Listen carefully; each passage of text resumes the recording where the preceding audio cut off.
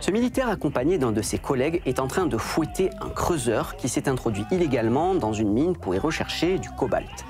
À côté d'eux, des hommes filment, ce sont des responsables de l'entreprise chinoise Comus qui exploitent la concession minière. Dans la province congolaise de Lualaba, la grande majorité des mines de cobalt sont exploitées par des entreprises étrangères.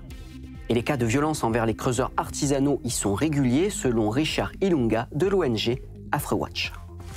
Les creuseurs artisanaux entrent clandestinement dans les concessions minières privées à cause principalement de la pauvreté. Les communautés pauvres voient leurs ressources en train d'être exploitées par des investisseurs qui font énormément de bénéfices, mais eux n'ont pas d'emploi.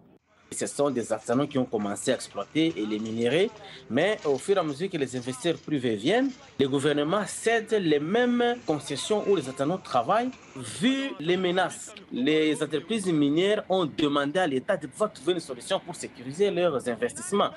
Et c'est comme ça qu'on retrouve des militaires un peu dans la plupart des concessions. Et avec leur présence, on enregistre vraiment énormément de violations des droits humains. C'est notamment des arrestations arbitraires, sinon des détentions illégales. L'adjudant-chef et le caporal visible dans cette vidéo ont été condamnés respectivement à 2 ans et 18 mois de prison. Pour éviter les tensions entre les creuseurs et les entreprises minières, plusieurs ONG militent pour la mise en place de zones d'exploitation artisanale. Mais pour les employés congolais qui travaillent dans ces concessions, la situation n'est pas simple non plus. Des mouvements sociaux dénoncent régulièrement le mépris des employeurs. Le 30 juin dernier, une bagarre a par exemple éclaté dans une usine de transformation de cobalt de la société minière chinoise TFM.